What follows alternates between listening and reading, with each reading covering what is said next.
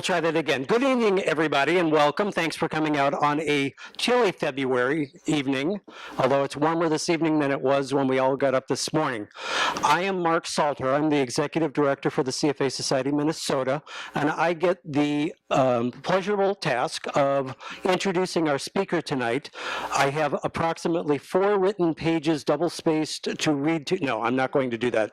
You all know why you're here tonight, and you all know who's speaking this evening.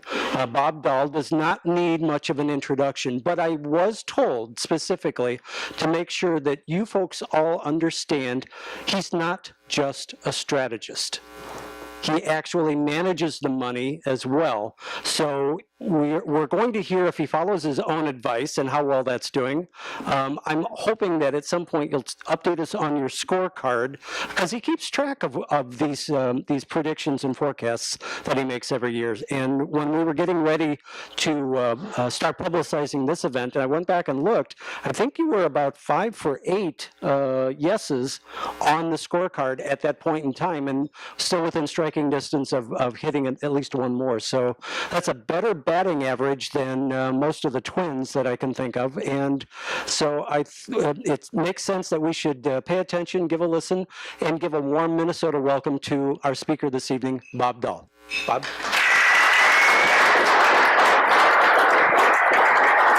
Great.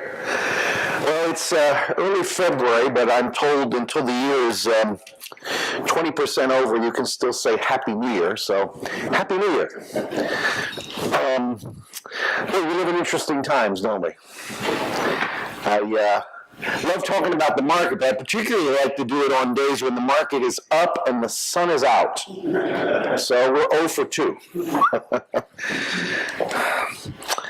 I don't know if there are 50 people in the room, there are at least 51 opinions, and you're stuck tonight hearing just one. No one in this business has a monopoly on good or right ideas, and that's what makes this business so much fun, as I'm sure many of you will attest to. I am going to share my views through the 10 predictions that we have the privilege of making every year. Here in early February, usually the predictions feel fresh in February. So we last some of them till Memorial Day, 4th of July, Labor Day. We even make it to Thanksgiving with a few of them. I've never felt so out of date 6 weeks into the new year. We are in, and I'm going to spend a good 5-10 minutes on a long introduction, then more quickly go through these predictions. So I think the short term is worth talking about and where we are, where we find ourselves. We are, in my opinion, in a horrible negative feedback loop.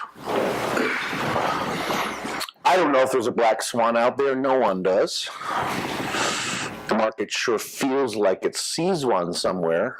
Or on the other hand, maybe there's just a lot of fear that there could be, and if there isn't, there's a wonderful opportunity to lean into things. And only time will tell. Fundamentals are mixed. More negative outside the U.S., I would argue, and more positive inside the U.S. And I'll talk about that a little bit more.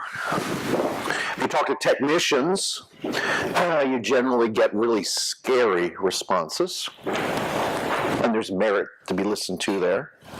So the feedback loop I'm talking about, I'm sure there are more pieces that I wrote down. Oil goes down. Inflation fears surface. Central banks panic and lower rates, sometimes making them negative. Banks go down because they can't make any money. Market sentiment sours when banks go down. Real assets all across the board, risk assets go down. Market conditions tighten. Individuals and corporations get scared and invest and spend less. So the economic conditions deteriorate and oil goes down and we start all over again. That's kind of what we've been in. I think there are 5 items at least that are bugging the markets.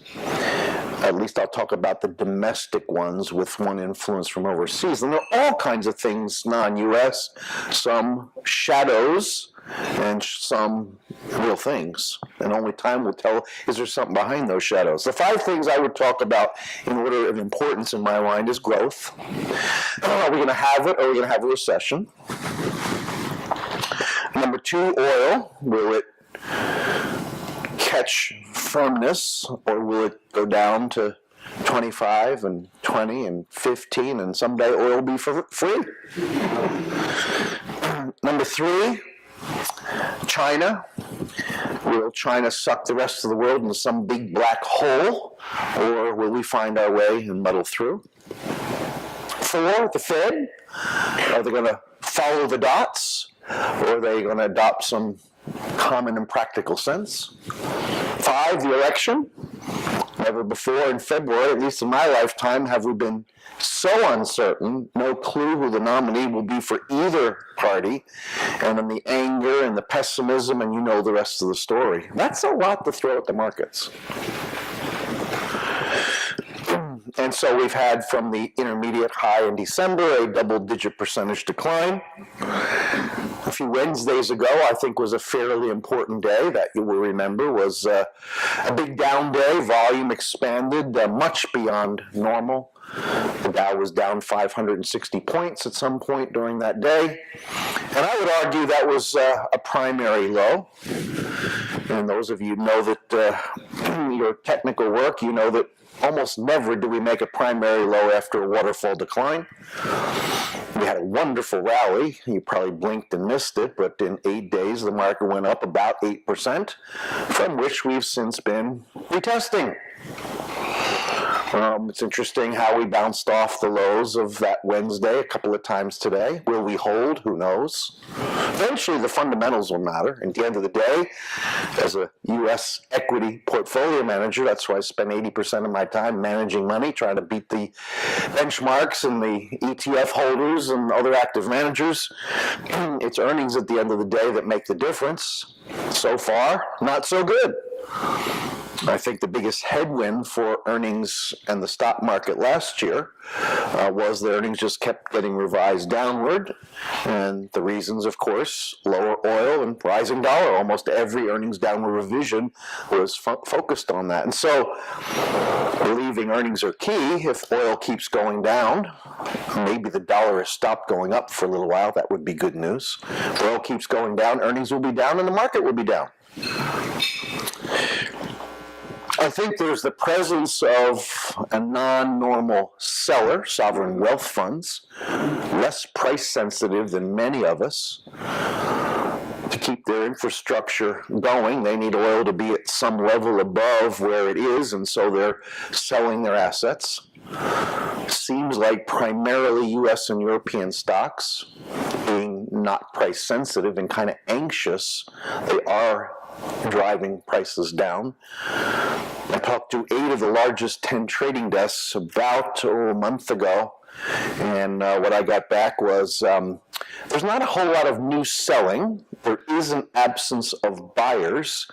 And then there's the presence of this new seller, sovereign wealth funds, and the absence of a typical buyer, and that's the corporation itself. You will know that the most consistent buyer of stocks since the bear market low has been the corporation, buying back their own stock and the stock of the company down the street through an M&A transaction. And when they go into their quiet period before earnings, they're not there buying, and that's exactly when all this began in the first few weeks of this year. In fact, I would argue if you look at a chart book, the entire decline year to date occurred in the first 3 weeks. Since then, the market has done this and come back, and we're kind of flat. A lot of volatility, grant you. I wonder if with those natural buyers coming back, and many of them have announced more buybacks. In fact, you probably know year to date there have been more buybacks announced than any period through this time, any given start of the year. Are they helping to create some sort of floor? Time will tell. So we've all grown up knowing that when oil goes down, stocks go up. And when oil goes up, stocks go down. Why? Because lower oil is good news for the United States. Because we have this many producers and this many consumers. And we are the largest per capita user of oil on the planet. And of course, you also know in the last couple of months, oil and stocks have become best friends. Instead of a modest negative correlation, there's a huge positive correlation. What is going on? My scientific interpretation is that we are in a fear funk. That's a technical term. I mean, after all, if oil is going down, it must be nobody's buying it, and therefore we're about to have a recession. I'd better sell all my stocks. Or the alternative explanation, oil is going down. Oh my goodness, all those banks must have all kinds of bad energy loans. I'd better sell my stocks. How are we going to break some of these feedback loops? Well, I don't know. Central banks, I guess, have had a role in all this. So some would argue that central banks in certain parts of the world putting interest rates negative is only aggravating the situation. I am in that camp. I think negative interest rates are not helpful at all. Maybe Deutsche Bank will announce tomorrow morning they're going to begin a buyback program for their bonds. Maybe oil-producing countries will come together and actually agree to cut production. There have been rumors of that from time to time. But none of those seem to have a even 50% probability. My list I'm reading from here, what would cause this fear funk to have a pause? Bank stock going down. High yield spreads have some rationality. That is, high yield for energy and resources. Those spreads might keep going up. And spreads for healthcare companies and staples, which have nothing to do with the price of oil, could come down. I already mentioned the dollar seems to have stopped going up. Will oil stop going down? Wouldn't it be nice to get a manufacturing ISM out of the US or China that was above 50? Anybody checked out corporate earnings recently? Last I checked, fourth quarter earnings were on average 470 basis points better than expectations. I think that's good news. Although my bearish friends say, Bob, don't forget, expectations were lowered to the sub-basement, and when they come in the basement, you say that's good news. Maybe there's some truth to that.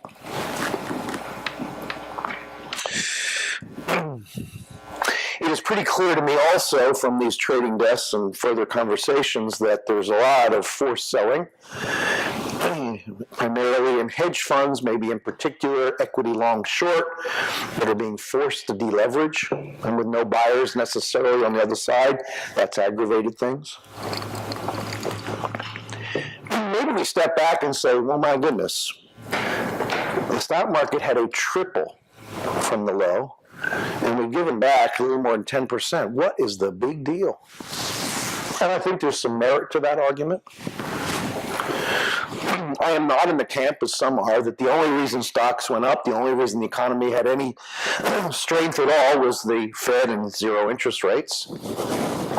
I would be the first to agree that there's no way the stock market or the economy would be where it is today without the Fed, but I am definitely not in the camp that they're the only ones that are responsible for the improvement. So we're in a negative feedback loop. We've been here before, we will be here again. We'll review recent history for you again to try to provide some perspective. You will remember very well last August and September. Looked like the world might end. We had a primary bottom in August, a secondary bottom in September, and then things were okay for a little while. In fact, the Fed met in early September, many expecting, maybe hoping the Fed would raise rates, and they didn't, and their statement said because of noise overseas. In October and November, life's better again. The Fed meets in December, raises rates. Come mid-December, we're back in the fear funk. I think we're in an environment where we will continue to frustrate the bulls and the bears. In 2015, U.S. stocks were up 1.4%. That's the S&P total return. Bonds were up 0.6%, and cash returns 0.1%. Our little prediction said stocks would beat bonds and bonds would beat cash, so technically we can check the box, but you need a microscope to see the difference between those three numbers. And painfully, they all round to zero. We frustrated the bulls, we frustrated the bears as if nothing happened last year. I think that trend is likely to continue. And somebody said, yeah, year to date, all we've done is frustrate the bulls. When are we going to start frustrating the bears? And my response is the year has 90% of its time left. And there are actually some good things going on, particularly with the U.S. consumer, in my judgment, and maybe that will be the other side of the story. I've been using the following line to describe the U.S. equity market for some time. I do not believe the bull market is dead, although, a little more decline, and somebody say 20% decline. Isn't that a bear market? You're all wrong, Bob, maybe. Whether we have a 20% decline or not, I measure it. We've had 7 roughly 20 or more % decline since World War II, absent any kind of economic downturn. We're the toughest ones to call. If the bull market is not over, it is certainly no longer young, vibrant, and able to jump 6 feet in the air. It is old, it is tired, it is wrinkled, it may be using a cane to get across the street. So the easy money is in the rearview mirror. But it's curious to me that how last year, the year before, and the year before that, stocks were the asset of choice. Stocks beat bonds, stocks beat cash, stocks beat commodities, stocks beat inflation. Maybe I'm just a perma bull. But I'm going to argue that we are probably still in an environment where stocks can win the race. We need better earnings to get there, and the only way we'll get that is the end of the dollar rise and the oil fall. If I'm wrong on those two scores, earnings will be down, so will the stock market. So that's my very long-winded introduction. I promised to be much briefer. To set the stage for these 10 predictions that we made in December, and not being a sell-side strategist, I don't change these predictions all year long.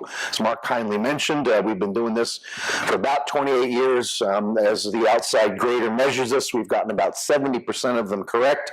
My problem is I never go into the year which 7 we're going to get right and which 3 wrong. If we knew that, boy, we could make a lot of money.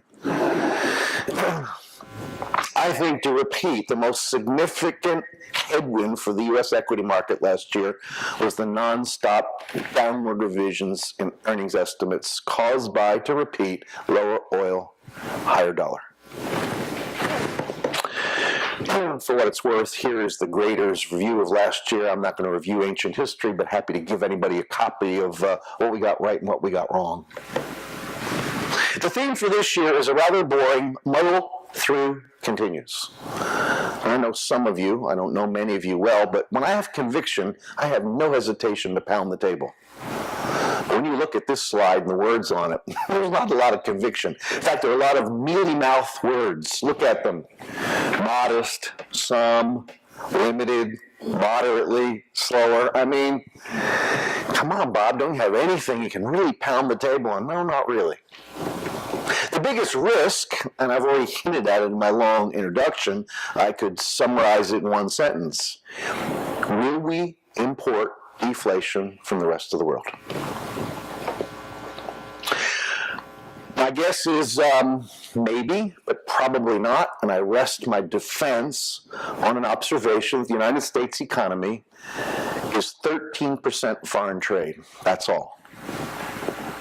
We have the lowest percentage of our GDP in foreign trade of any country in the world by a wide margin. No other country comes close to a number that low, as you probably know. Most countries 30, 40, 50. Germany 48% is a counterexample. 48% of Germany's GDP is related to foreign trade. You bet they care big time what happens outside their borders. For us, to repeat, it's 13. We are a domestic and primarily isolated economy. 87% of our economy is related to how much business is Minnesota doing with Illinois and Florida doing with Texas, et cetera, et cetera, et cetera. We don't talk in those terms, but I think it's worth mentioning. So I'm going to argue the 87% is the dog, and the 13% is the tail. And at the moment, the tail is wagging the dog. I have to ask myself, without a whole lot of great answers, is that appropriate? So let me spend a little time on the dog. GDP in the U.S. in 2014 was up 2.4% real. 2015, 2.4% real. I'm a portfolio manager, not an economist, so I have a guess for 2016, 2.4%. Now, manufacturing, perhaps obviously, is in or near a recession. And foreign trade isn't growing like it usually does because countries have become more insular. So their headwinds, how are we going to get to 2.4%? Answer is we need 3 from the consumer. Not unlike recent periods. I want to make the case that the U.S. consumer, partially oblivious to all the noise we're talking about here, is doing just fine, thank you. We start with jobs. I know the participation rate is falling. So for you bears on the consumer, let me acknowledge that and say growth would be stronger if it wasn't falling. But I'm going to argue that the participation rate is nearly 100% a demographic issue, not a cyclical issue. And cyclically, if you add the 5 blue bars, which are number of jobs in thousands per month each of the last 5 years, more jobs were added, more new jobs in the U.S. in the last 5 years than any 5-year period in our history. Period, full stop. You can criticize the participation rate and the way it's measured, or the unemployment rate, but you can't mess with, here's a new job, there's a new job, just count them. By the way, 90% of those new jobs were full-time jobs. More than half of them were high-paying jobs. I hear all the time how, yeah, we've added some jobs, but they're all part-time and they're all low-paying. When somebody says it to me, can you show me the research? And inevitably they say, I heard it from somebody. Do the homework. It's not that hard. Bureau of Labor Statistics has all this stuff in spades. I am not making the case the U.S. consumer is in perfect shape and can carry the world on its back, but I am making the case the dog is pretty healthy. The unemployment rate, if you accept U3 government numbers, having dropped from 10 to 5% in the last 5 years, now at 4.9, anytime the unemployment rate in the U.S. gets down to around 5%, you always start getting some wage rate increases, and this time is no exception. If you saw the labor report last Friday, you know average hourly earnings were up 2.5% year over year. That's the strongest gain we've seen since the Great Recession. Now, I know that's not a big number, but it's sure better than where we have been. So my case is the consumer, a lot more of us have jobs, beginning to see some wage rate increases, and balance sheets are in much better shape for consumers, having paid down debt, restructured other debt to have a lower service charge on the interest rate. To which someone usually says, Bob, how can you say the U.S. consumer is in good shape when Macy's is laying off workers and closing stores? And my response is, bricks and mortar retail is struggling. You know that. That doesn't mean the consumer's struggling. We're not buying shirts and ties at Macy's. We're buying them online. Positive number 6. And if I still haven't convinced you the consumer's in reasonably good shape, let me ask you to look at 3 big parts of the U.S. economy. New home sales, existing home sales, and car sales. All 3 of those are at or near record highs. U.S. consumer, I'm going to conclude, is in pretty good shape. That's the dog. Going beyond our borders and wrapping up this first prediction, which is real growth below 3, nominal growth below 5. If so, it's the 10th year in a row, longest streak in our history, underscoring the maturation of our economy, the slower growth of the workforce, the fact that we are still paying down debt as a result of the deleveraging from the Great Recession. Foreign trade, given countries have become more insular, is not growing like it used to. That's the bad news, slow growth. The good news, this cycle could last forever. You all know vigorous growth tends to lead to short cycles, and slow growth tends to lead to long cycles. This business cycle, as timid and as moderate has been, is the 4th longest in U.S. history, and a couple of more months will be the 3rd longest, and if it lives 3 more years, will be the longest in U.S. history. Beyond our borders, contributors to global GDP this year, we think, will be the U.S., the U.K., and Euroland, and detractors will be Japan, China, and the commodity producers. Remember remember, we made these in December, and some of them don't feel so good these days, but we're honest and transparent. And yet I have not given up on this one, which is that rates will rise, yes, rise this year, and high-yield spreads will fall. How can I possibly argue that? Well, rates rose last year, and the world had a lot of deflation whiffs from time to time. 10-year Treasury ended last year higher in yield than it did the year before, and it has not seen the low recorded in July of 2012 of 143. I mark that as the end of the 31-year bull market in bonds. And since then, I think we've been in irregularly higher interest rates. Obviously, the recent 160 is, getting dangerously close to 143. I say if we print for 142, I'll be wrong.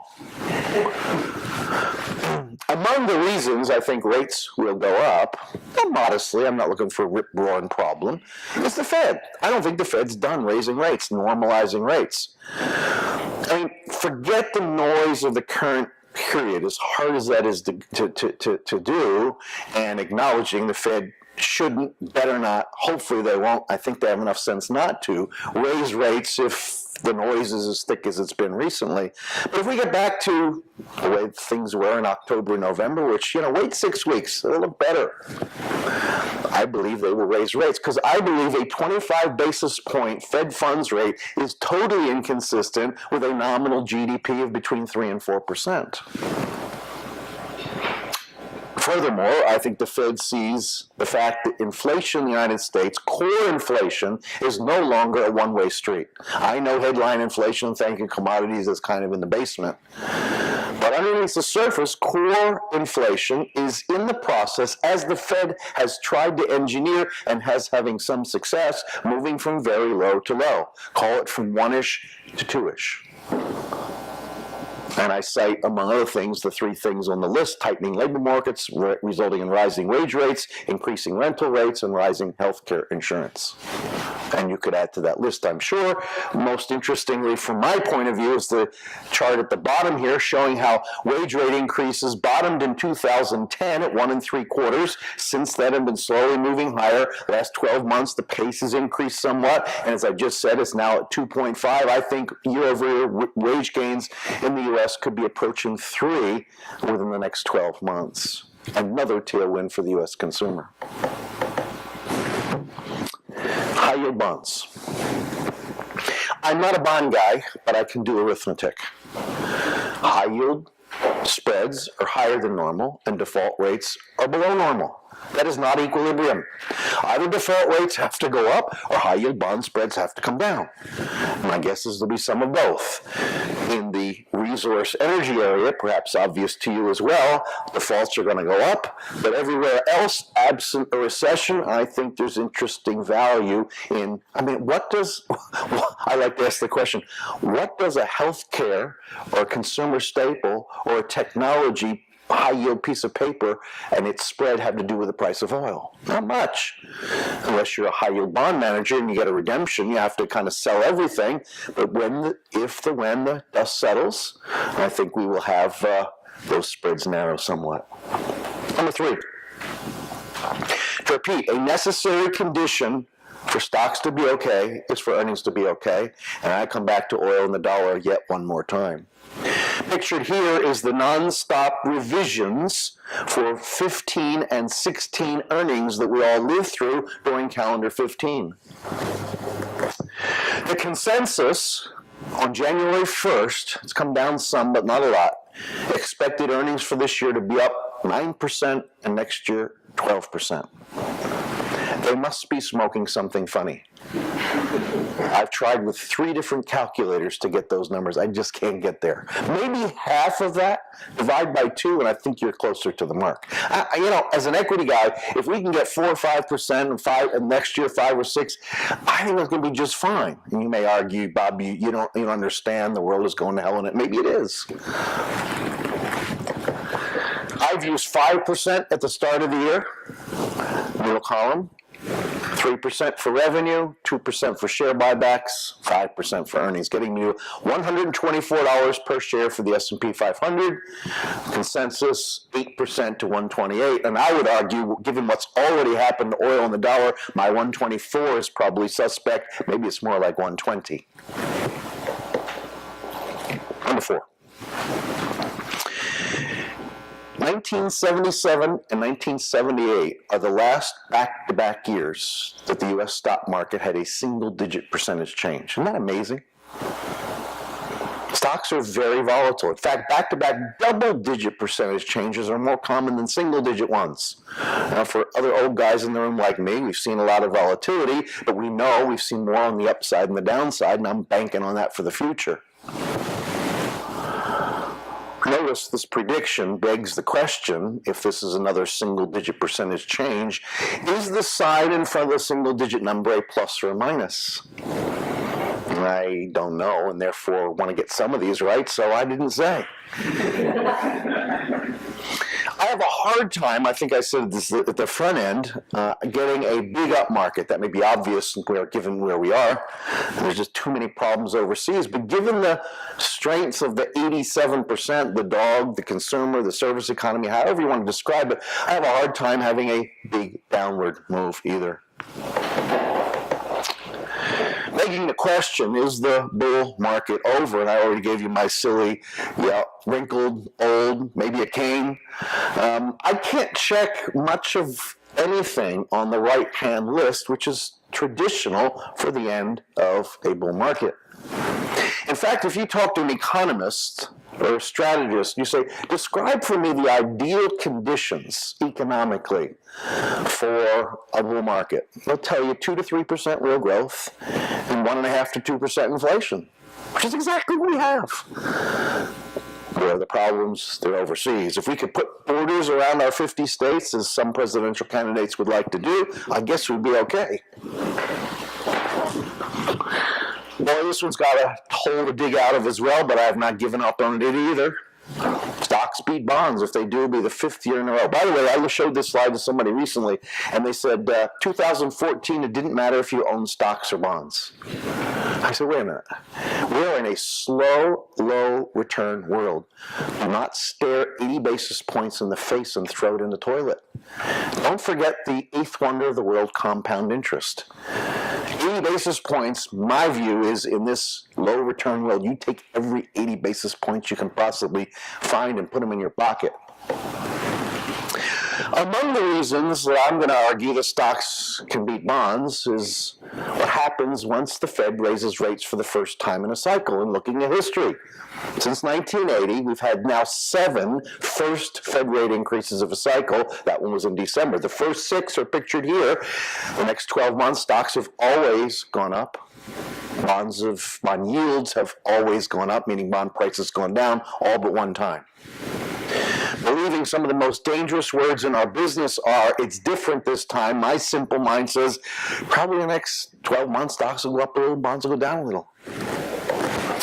So my view is that relative to a normal asset allocation mix for a client, whatever that is, different for everybody given their circumstances, I would be 5 points higher in stocks, 10 points lower in bonds, with that negative emphasizing treasuries, and 5 points higher in cash than normal.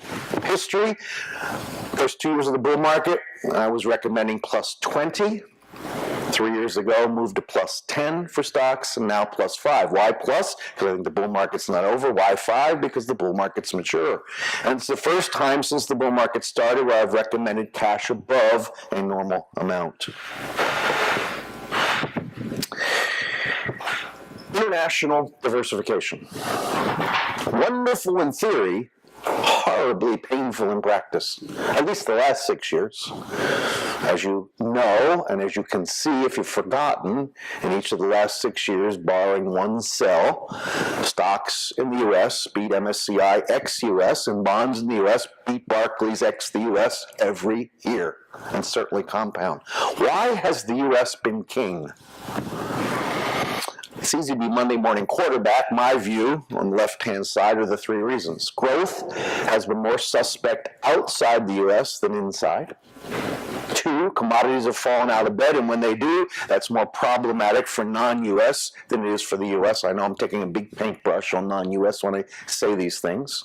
And number three, the icing on the cake, the rise in the U.S. dollar. No wonder the U.S. has been king.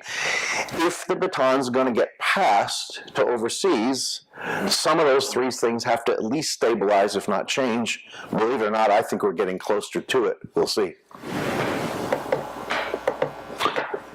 Number 7, sectors. Technology, of the 10 sectors in the market, has by far and away the best free cash flow characteristics. In my view, in a troublesome, slow growth world, free cash flow is king. It doesn't guarantee a good stock, but it does mean you don't have one hand tied behind your back, as companies with negative free cash flow do in the slow growth world. Number 2, came into the year underweight financials, preferring insurance companies to banks. Fast forward 6 weeks, and you know what's happened to prices. And my view is leaning into banks, believing the world is not over, despite their horrendous charts, and with trepidation and fear, doing a little nibbling in that area. Where's the money coming from? Positive sector number 3, telecom. They've been great stocks, many of them up year to date, and we've been trimming those a bit, still maintaining an overweight to fund the higher beta selection in the financial world. Number 8, in case you've missed it, the world is not a safe place. I cite terrorism, cyber attacks, geopolitics, observing how sadly they've all become a way of life and are not going to go away, but I also observe how resilient societies have tended to be in markets as well. And our view is if we can hand the market these things one at a time, we'll be okay. Only time will tell. I love John Chambers' quote, there are 2 types of companies, those who have been hacked and those who don't yet know they've been hacked. Think about it. And in case I've not convinced you the world isn't safe, here's the, I call it plain vanilla list of geopolitical issues that turn around and bite us from time to time. Number 9, federal budget deficit in the United States has had massive improvement in the last 6 years, falling from $1.4 trillion to $400 billion, or from 10% to 2.5% of GDP. How did that happen in 6 years? Answer, sequestration and modest economic growth leading to higher tax revenues for Washington, D.C. Sadly, my view is this deficit improvement is over, and the crowning blow was the omnibus bill passed in December by the Congress, signed by the president, granting the Republicans more defense spending, the Democrats more domestic spending, and everybody more tax credits, and nobody's paying for it. And so the federal budget deficit, I believe, bottomed in 2015 and will start up the other side. Should we be worried? Ironically, despite making this prediction, I think no, at least not yet. Remember, federal debt, as big as it is growing more slowly than nominal GDP. The debt to GDP ratio in the U.S. continues to fall. I think as long as that continues, this is a back burner issue. I didn't say off the burner. It's kind of like you're sleeping, you have one eye open watching it. Once the debt starts growing faster than nominal GDP, we need to have another conversation, and that will happen, in our view, 4, 5, 6 years from now, when the entitlement programs really start kicking in. If there's a silver lining to this, it is as monetary policy has run out of power and steam, fiscal policy is kicking in. Federal government has been a drag on GDP growth, and it is becoming an add. There's some economists calling for federal spending to create as much as 0.75% of GDP. I think it's more like a half, but it is definitely a positive. Okay, prediction 10 has always been about politics. And the truth is, I didn't want to go there this year because I have no clue. I really know who the nominees are going to be, who's going to be elected president. My Washington guru said, Bob, if you want to get it right, your best chance is going with the status quo. Democratic president, Republican House and Senate. And I said, you know, you don't know, I don't know either, and that sounds boring. So I went with a more provocative Republican sweep. I have no clue. Let me make some observations. Number 1. Rarely has the White House been occupied by a president of the same party 3 terms in a row. It's only happened twice in the last 100 years. One of them leading to a constitutional amendment, as you know. Number two, the best predictor of the next president is not the public opinion polls, it's the approval of the incumbent president. I just looked it up today. President Obama's approval rating is, I saw one poll 47, the other one 49. When it's 50 or higher, it's a tailwind for the incumbent party. When it's 45 or lower, it's a tailwind for the challenging party. So we're in no man's land. So that's no help. Never before in history has the leading candidate in both parties had far higher negative ratings than positive ratings. Go figure. And so as a result, the Republicans will argue vociferously that Hillary Clinton is a weak candidate. The Democrats behind closed doors will acknowledge Hillary Clinton is a weak candidate. I concur. But the Republicans? I mean, they got to unite behind somebody someday, I guess. And if they don't do a better job with women and minorities, they don't stand a chance either. And so we have this three-ring circus. By the way, on Saturday night, there's a debate on television if you want to watch. When the dust settles, I think the most important issue for the markets related to the election is corporate tax reform. Remember, we have the highest marginal tax rate in the world. I know most companies don't pay that rate, but you know what happens to try to make that happen? Not very good economic advancing activities. Secondly, and a major problem, is the fact that we're the only country in the world that does not permit its companies to bring their cash from overseas back home without inordinate penalty. If we do not solve that one, I know dozens of companies, multinationals, who will leave this country. They've had it. I hope the next administration, whoever he, she is, and the Congress behind him or her, tackles this one fast. It's not that hard. Prediction 11 is if we don't solve that, dozens of companies will leave. And that will not be good for growth, jobs, profits, or the markets. So, those are the 10 predictions. More muddle through. Frustrating the bulls and frustrating the bears. Given what we've been through already this year, I'm hoping that that's not too optimistic. Coming into the year, it sounded kind of blah. After all, if you're neutral, you expect the stock market to do what it normally does, on average go up about 10% total return per year. At a flattish market, frustrating the bulls and the bears, that's negative, but many people, Bob, you sound so optimistic. I don't know how 0, when 10 is the norm, is an optimistic message. And yet, I think the tail and the dog need to be separated, as I've tried to argue. So, we would overweight equities. Would argue you better have your seatbelt and shoulder harness firmly fastened because it's a roller coaster ride. I think a lot has to go right, or you might say a lot has to go wrong, and maybe that's exactly what is happening for bonds to win. The Fed, I think when the dust settles another couple of times. The dollar, I hope the dollar has stopped going up. Don't have to go down, just please give me a pause so we can get some earnings back, if you will.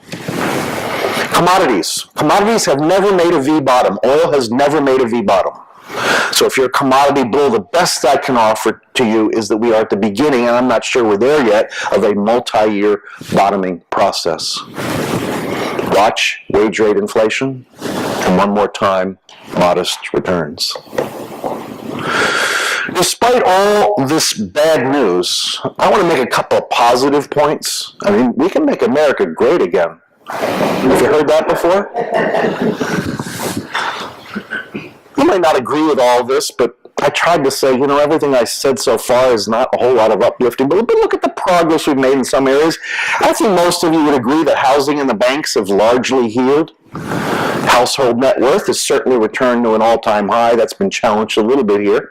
Will we have a wealth effect is a good question. Corporate and household debt, massive refinancing at low rates. Unemployment dropped from 10 to 5. We actually got a budget out of the government. Did you realize that? First time in years. Federal deficit cut from 10 to 2. The Fed has begun to exit its monetary experiment so far, at least it seems, without horrible outcomes.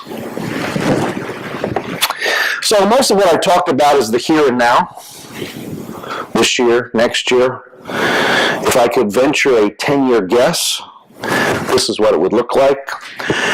Diversified, balanced portfolio, stocks, bonds, alternatives, U.S., non-U.S. Bottom line, I've got 4 to 6% per annum, not a very big number.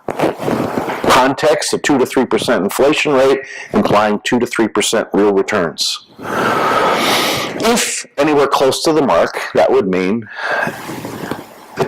financial assets have some capital preservation properties and modest capital appreciation. And compared to history, if the slide is correct, stocks will outperform bonds by a wider margin than usual, and much of that forecast comes from starting valuation points.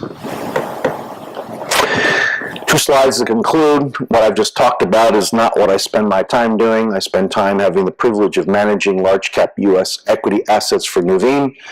9 strategies out of this single investment process: the traditional large cap core growth and value, 3 specialty products, a dividend strategy, a 20 stock concentrated portfolio, a stable growth or higher quality, higher predictability growth portfolio, and 3 alternatives where we have shorting capabilities: large cap core plus, a 130 short extension fund, equity long short, a 0.7 hedge fund, and our most conservative product, equity market neutral, not caring if stocks go up or down. It's do our longs outperform our shorts. Positioning and some names that have gotten batted around in the market that we think are interesting in here. 3 themes. 1, we're long free cash flow, we're short cash users. I developed that point earlier. 2, we are long unit growth, we are short companies that require pricing power, which is almost impossible to get in a slow growth world. And number 3, and the biggest tailwind for our performance in my 3 short years at Nuveen, is owning lots of domestic earnings and being underweight the multinationals. We are in our 17th quarter, the 4th quarter of last year, where the U.S. divisions of U.S. companies have exceeded expectations, and the non-U.S. divisions of those same U.S. companies have fallen short, and you know the reasons why. So, as I said at the outset, 50 people, 51 opinions. You were stuck hearing mine. I suspect there's some things you agree with and things that you don't, and that's what makes markets. I'm told we have a few minutes for questions before everybody hits the road for the evening. I hope this has been helpful in some way. Questions or comments? What happened with the oil dividend that was supposed to be such a boon to consumers? What happened with the oil dividend that was supposed to be so good for consumers? Several responses. Number 1, I think it is there and is happening. Best I can determine from all the stuff I look at is consumers are spending about 1/3 of that dividend and saving 2/3. I mean, I didn't develop this much, but U.S. consumers are spending more money, and I gave you the categories where they're doing it, but simultaneously they're saving more money. That's how powerful and strong they've been. Why haven't they spent more of it? A whole bunch of reasons. I would argue primarily timing. When oil goes from 100 to 30 in, a year and a half, 2 years, that is massive change. The hit to the producers is immediate. The benefit to the consumers takes time. So what I try to say, and if this were an audience of retail clients, not people in the business, I would say, so oil drops $5 in 2 weeks. Some producer in North Dakota or South Dakota or Oklahoma or Texas has to lay off some workers. That immediately hits GDP. And we have this many producers in the U.S. But we have this many consumers. The problem is their benefit takes time. And my little silly illustration to develop that is say, Ma and Pa go to the gas station every Saturday morning to fill up their car. And Pa observed a few months ago to Ma, you know what? It's costing $20 less than it used to. And Ma says, give me that $20 bill. She takes it, puts it in the glove compartment. Next Saturday, they go to the gas station again. Give me that $20 bill. And a bunch of weeks go by, and Ma turns to Pa and says, we have a stack of 20s. Let's take a vacation. Pa says, where do you want to go? What's the silly illustration say? It takes time for the benefit to be realized. If oil would just stop for a while, The negatives, there'll still be some related to financial accidents and dividend cuts, and I get all that. But if it would just stop going down, I think the positives would become more evident. I hope that's not Pollyannish, but at least that's my rationale. Interest rates. Japanese interest rates aren't quite as negative as, say, Swedish interest rates. So at what point does this really become aggravating the market, but more of a problem? I think it's all right. The question was negative interest. I'm repeating this for the benefit of the tape. At what point do negative interest rates become a problem? We've had more of it recently in Europe, although Japan's fairly recent. I'll start with Japan. I'm shocked that Japan hasn't had negative interest rates sooner. I mean, Japan is a shrinking country. Fewer people go to the mall to shop every year because the population is shrinking, the workforce is shrinking, and I read an article, I think it was in the Journal today. Officially, Abenomics is dead. Arrow 1 and Arrow 2 kind of came together, and Arrow 3 kind of got stuck, and it'd be like saying this is the economy of this floor, and we generate this much GDP. Next year, how much GDP we're going to generate if this table isn't here anymore? Probably not as much. And that's the Japan problem. So that they're trying negative interest rates, it surprised me I haven't gone there sooner. I think the problem is in Europe. I think it's too much. I think it's premature. I think it's creating fear. It's creating problems for the banking system. And there are some people in this country, I'm not sure I'd go this far, but I understand their argument, that say that zero interest rates too long in this country were negative. We should raise them a bit. And that would actually, and you know the reasons why if you've read some of those papers, that would be positive. So I think it's not good news and should be avoided. One of the remedies would be, in my view, and the probability of this is, like negative 2%, that the central banks come out and say, we made a mistake. Rates aren't going to be negative anymore.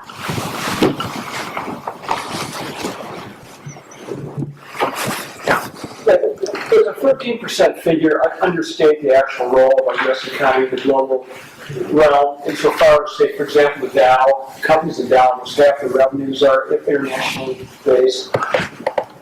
Absolutely. The question was, doesn't the 13% non-U.S. understate the impact on the U.S. equity market? And I come back to the little pies that I glossed over so quickly. Where'd it go? I went right by it. Here come the...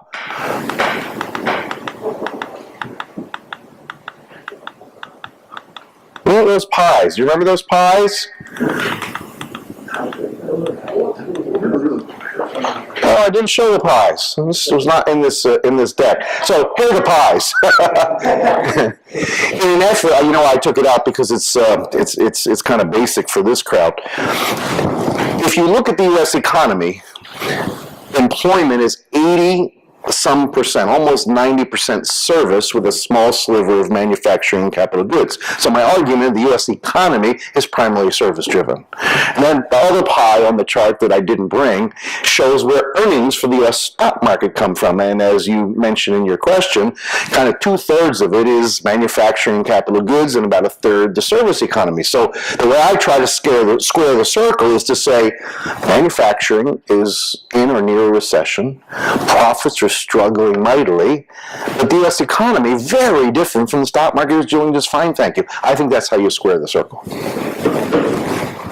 Which confuses Americans, because they want the two things to be like this. There are commonalities, but this is one big difference.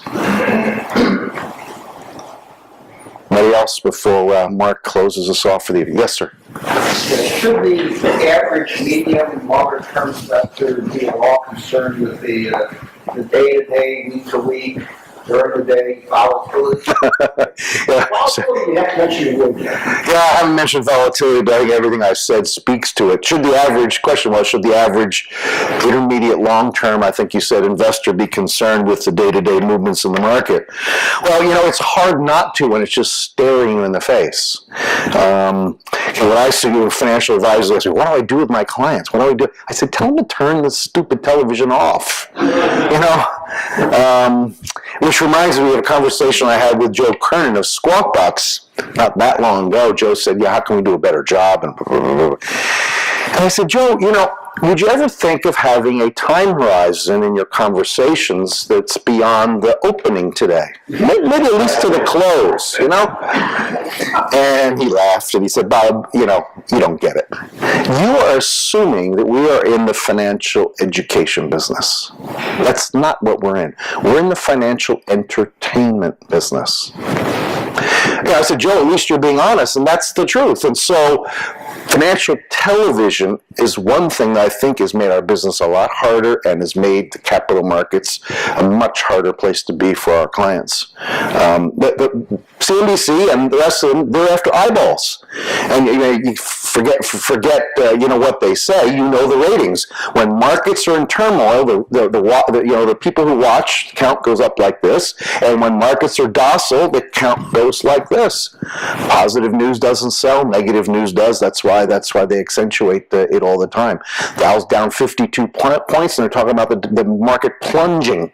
You know, so I'm sorry, I'm not directly answering your question, but you get my answer in it, I'm sure, or at least one editorial as it relates to the good question.